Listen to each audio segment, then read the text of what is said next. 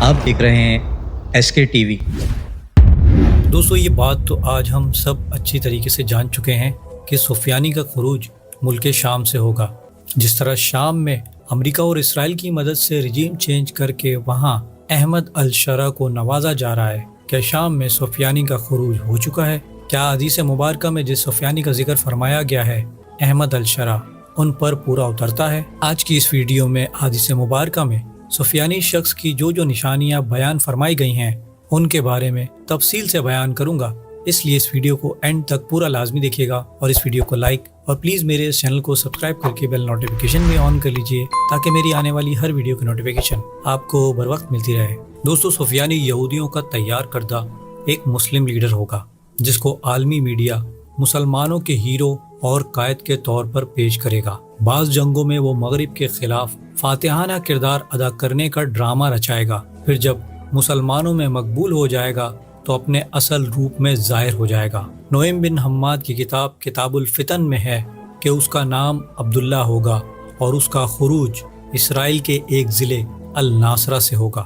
سفیانی خالد بن یزید بن ابی سفیان کی اولاد سے ایک قریشی آدمی ہوگا۔ شیخ نعیم بن حماد نے سفیانی کے خالد بن یزید بن ابی سفیان کی نسل سے ہونے کی روایت نقل کی ہے، جس میں اس کا کچھ حلیہ اور کیفیت خروج کا بھی ذکر کیا گیا ہے۔ سفیانی بھاری بھرکم جسم والا ہوگا جس کے چہرے پر چیچک کے داغ ہوں گے، آنکھ میں سفید داغ کا نشان ہوگا، وہ یک چشم کانا ہوگا۔ دمشق کے نواحی علاقوں سے خروج کرے گا، جگہ کا نام وادی یابس ہوگا۔ کتاب الفتن صفحہ نمبر 179۔ سفیانی اس حالت میں خروج کرے گا کہ اس کے پاس بانس کی 3 لکڑیاں ہوں گی، وہ جس کو بھی ان لکڑیوں سے مارے گا وہ مر جائے گا۔ اسی طرح دوستو ایک اور روایت میں خروج سفیانی کی کیفیت یوں بیان کی گئی ہے، سفیانی کو خواب دکھایا جائے گا اور اس سے کہا جائے گا کہ اٹھ کر خروج کر۔ وہ اس ارادے کے ساتھ اٹھے گا لیکن اپنی موافقت میں کسی کو نہ پائے گا۔ دوبارہ اسی طرح اس کو خواب آئے گا، تیسری بار اس سے کہا جائے گا اٹھ کر خروج کرو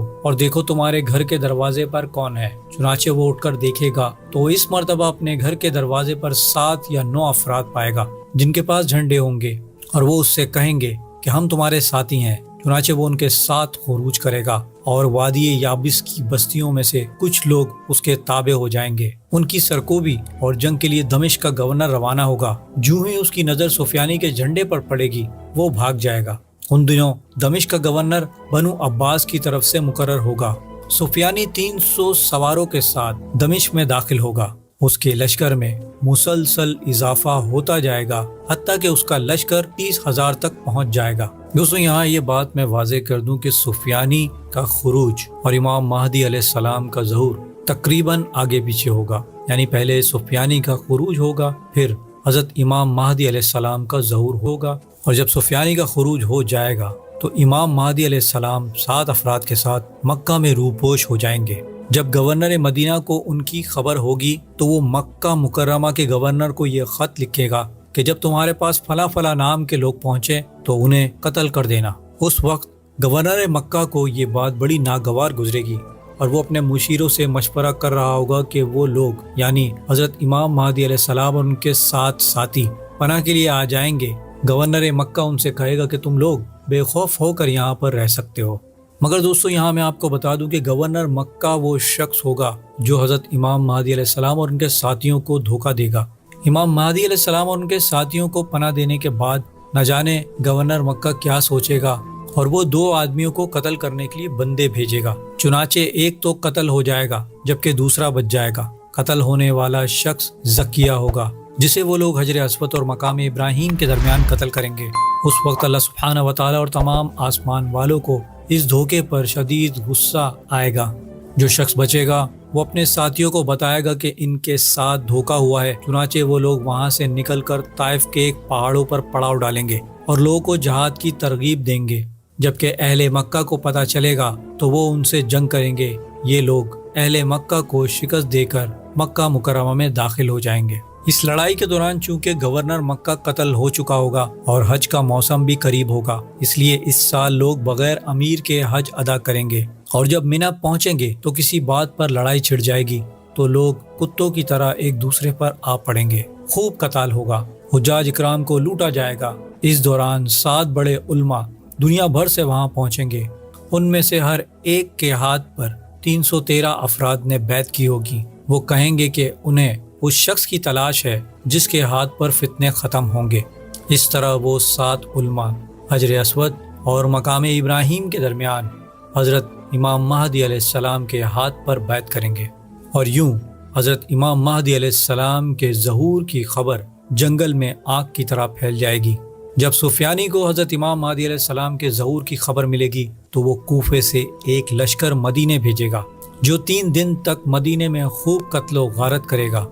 دوستو، یہاں میں آپ کو بتا دوں کہ کوفہ جو ہے وہ عراق میں واقع ہے، اور جس وقت حضرت امام مہدی علیہ السلام کا ظہور ہوگا تو اس وقت سفیانی کا لشکر کوفے میں ہوگا۔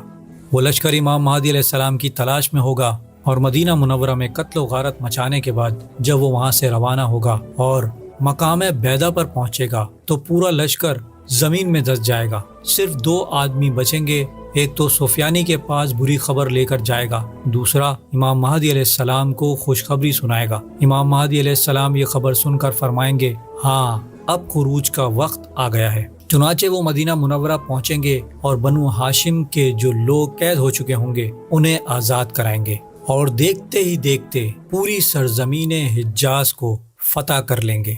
دوستو، جس طرح سے آج شام میں ہم نے HTS کی پھرتیاں دیکھیں اور ہم نے 11 دن میں شام کو فتح ہوتے دیکھا، تو آپ کو کیا لگتا ہے کہ جب اللہ کے خلیفہ حضرت امام مہدی علیہ السلام کا ظہور ہوگا تو پھر کیا حجاز، کیا عراق، کیا اسرائیل، کیا شام یا کیا ترکی، ہم ان سب کو بہت جلد حضرت امام مہدی علیہ السلام کی قیادت میں بہت تھوڑے عرصے میں فتح ہوتے دیکھیں گے۔ اور آج جو ہم دنیا میں حالات دیکھ رہے ہیں، اب اس میں کوئی شک باقی نہیں رہ گیا کہ کس طرح سے ملک دنوں میں فتح ہوں گے۔ دوستو، سفیانی خروج کر کے خوب فساد اور تباہ کاریاں مچائے گا۔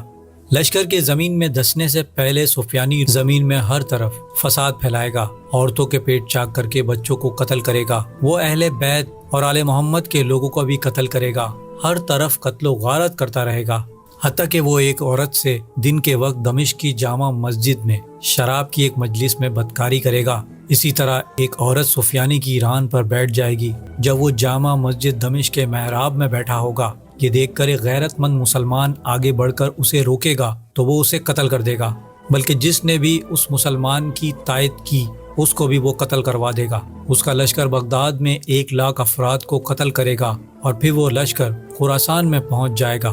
اس کا ایک لشکر مدینہ منورہ کو روانہ ہو جائے گا اور اہل بیت کو گرفتار کرے گا، اور بنو ہاشم کے مردوں اور عورتوں کو قتل کرے گا۔ سفیانی کو جب لشکر کے زمین میں دسنے کی خبر ملے گی تو وہ غصے میں آ کر حضرت امام مہدی علیہ السلام سے مقابلے کے لیے ایک لشکر شام سے منگوائے گا۔ دوسری جانب حضرت امام مہدی علیہ السلام لشکر لے کر وادی قرہ تک پہنچیں گے جو کہ مدینے سے شام کے راستے میں آتی ہے۔ جب حضرت امام مہدی علیہ السلام کا لشکر سفیانی کی سرکوبی کے لیے روانہ ہوگا اور شام کی سرحد کے پاس پڑاؤ ڈالے گا، اور وہاں لوگ حضرت امام مہدی علیہ السلام سے سفیانی پر لشکر کشی کا مطالبہ کریں گے، مگر حضرت امام مہدی علیہ السلام اس رائے کو ناپسند فرمائیں گے اور اس کو اپنی اطاعت کا پیغام بھیجیں گے جو سفیانی قبول کرے گا۔ سفیانی جب حضرت امام مہدی علیہ السلام کی بیعت کر لے گا تو بنو کلب کے لوگوں کا ایک گروہ سفیانی سے مل کر کہے گا، ہم نے تیری بیعت کی اور تیری مدد کی، یہاں تک کہ تو بادشاہ بن گیا، اب تو نے اس آدمی یعنی حضرت امام مہدی علیہ السلام کی بیعت کر لی ہے۔ وہ لوگ سفیانی کو وعدہ توڑنے پر اکسائیں گے، لہٰذا سفیانی بیعت کے 3 سال بعد عہد توڑ دے گا، اور جب حضرت امام مہدی علیہ السلام کو اس کی خبر ہوگی تو وہ لشکر کشی کریں گے۔ بنو کلب کے لوگ بھاگ جائیں گے جبکہ بہت سے قتل ہو جائیں گے۔ سفیانی کو گرفتار کر کے حضرت امام مہدی علیہ السلام کے سامنے پیش کیا جائے گا۔ حضرت امام مہدی علیہ السلام اس کو صخرہ پر کنیسہ کے قریب بطن کی وادی میں ایسے ذبح کریں گے جیسے بکری کو ذبح کیا جاتا ہے۔ دوستو، سفیانی کا حکم شام و مصر کے اطراف میں چلے گا، اور اس کی مدت حکومت کے بارے میں روایت ہے کہ وہ 3.5 سال تک حکومت کرے گا، اور ایک اور روایت میں ہے کہ اس کی حکومت کی مدت 19 یا 17 ماہ ہوگی۔ کتاب الفتن صفحہ نمبر 188 میں یہ روایت درج ہے۔ دوستو، جب سفیانی قتل ہو جائے گا، اسلام کو استحکام حاصل ہوگا اور زمین کے تمام حکمران حضرت امام مہدی علیہ السلام کی اطاعت قبول کر لیں گے، پھر وہ ہندوستان کے لیے ایک لشکر بھیجیں گے اور ہندوستان فتح ہوگا۔ دوستو، جب ہند فتح ہو جائے گا تو اس کے بعد جنگ عظیم گریٹ وار شروع ہوگی۔ اس جنگ کا نام الملحمۃ الکبریٰ ہے، اور یہ سفیانی سے ہونے والی جنگ کی تقریباً 9 ماہ بعد ہوگی۔ یہ وہ زمانہ ہوگا جب اہل روم عہد شکنی کریں گے اور مسلمانوں کے خلاف لشکر کشی کی تیاری میں مصروف ہو جائیں گے۔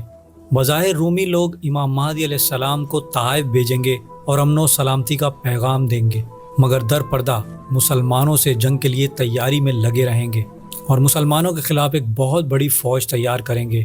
آپ صلی اللہ علیہ وآلہ وسلم نے ارشاد فرمایا، پھر تم روم پر حملہ کرو گے، اللہ تمہیں فتح دے گا۔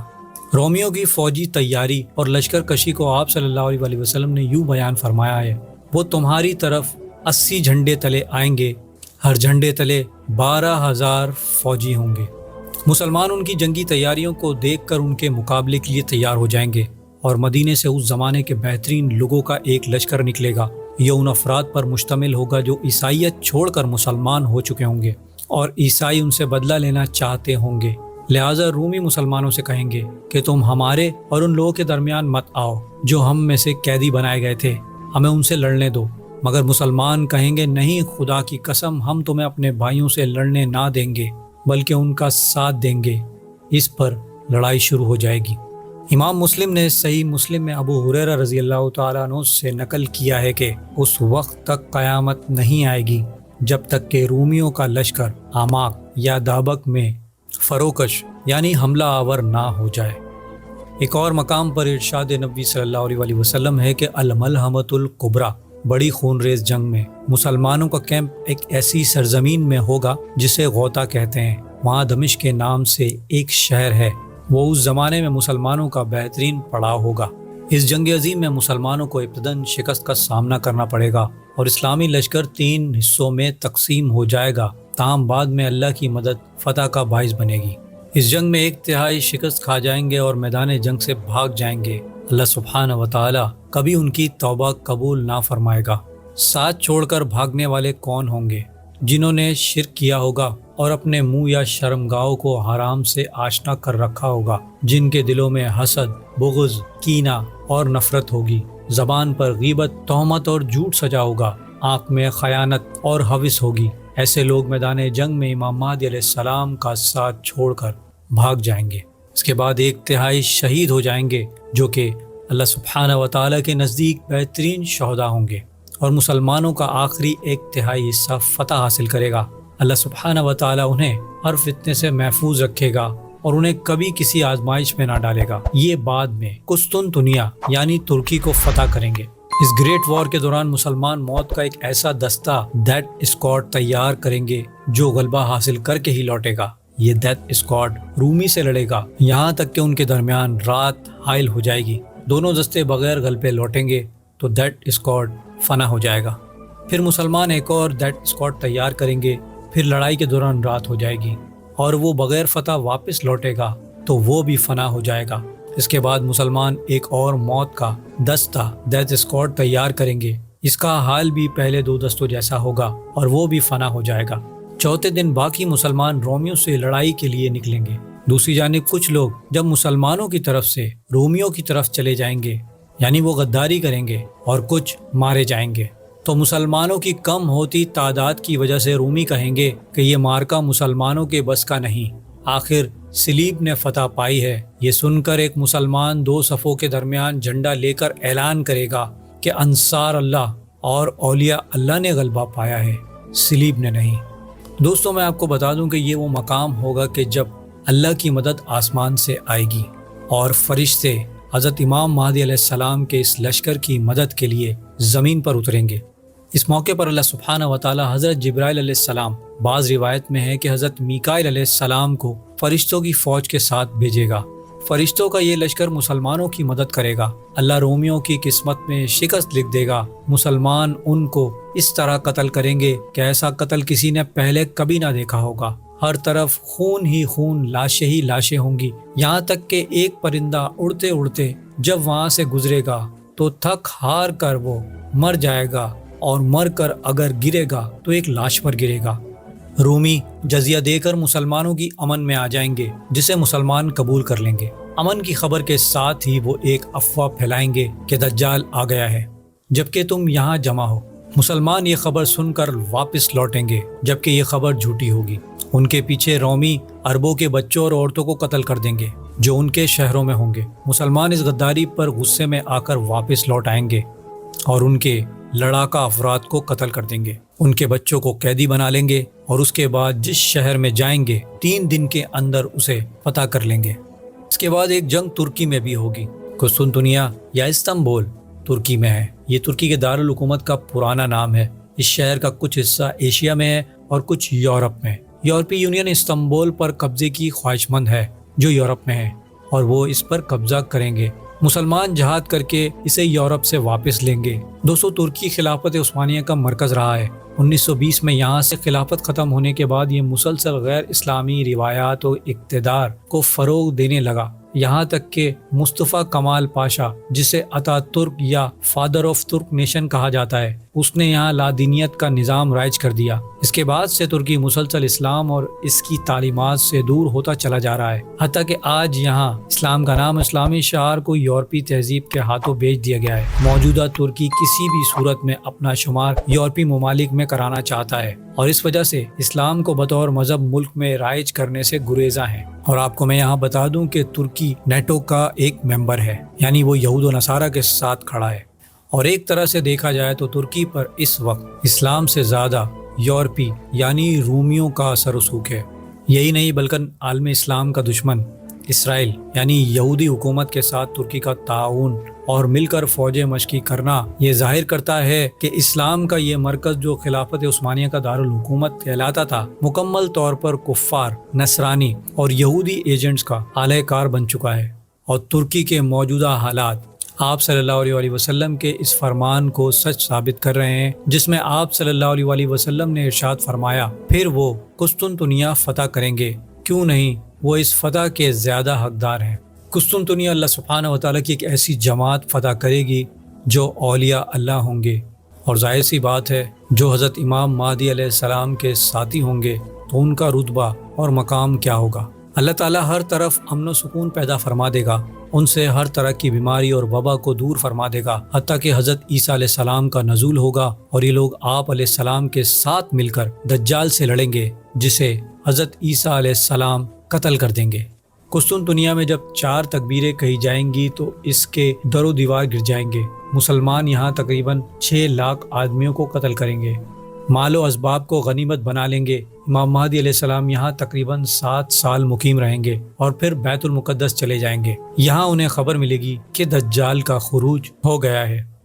ہر مجدون کی جنگ میں تقریباً 2/3 یہودی ہلاک ہو چکے ہوں گے۔ کتاب الفتن اشراط الساعات میں بیان کیا گیا ہے کہ اسرائیل کے گھرانے کو اپنے مردوں کو دفن کرتے کرتے 7 ماہ گزر جائیں گے، تب کہیں جا کر زمین صاف ہوگی۔ باقی بچنے والے 1/3 یہودیوں کو حضرت امام مہدی علیہ السلام ہلاک کر دیں گے۔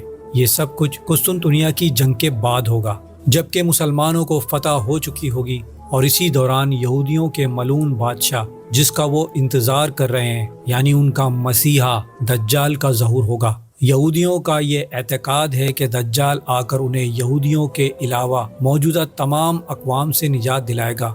پھر حضرت عیسیٰ علیہ السلام کا نزول ہوگا جو کہ دجال کو قتل کریں گے اور اس کے پیروکاروں یعنی یہودیوں کو شکست دیں گے۔ وہ بھاگ کر درختوں اور پتھروں کے پیچھے چھپیں گے تو پتھر بول کر کہیں گے کہ اے مسلمانوں، یہودی ہمارے پیچھے چھپا ہے، آؤ اور اسے قتل کرو۔ یہ حیرت سے کم نہیں کہ شجر و ہجر کی یہ آواز تمام مسلمان سن سکیں گے۔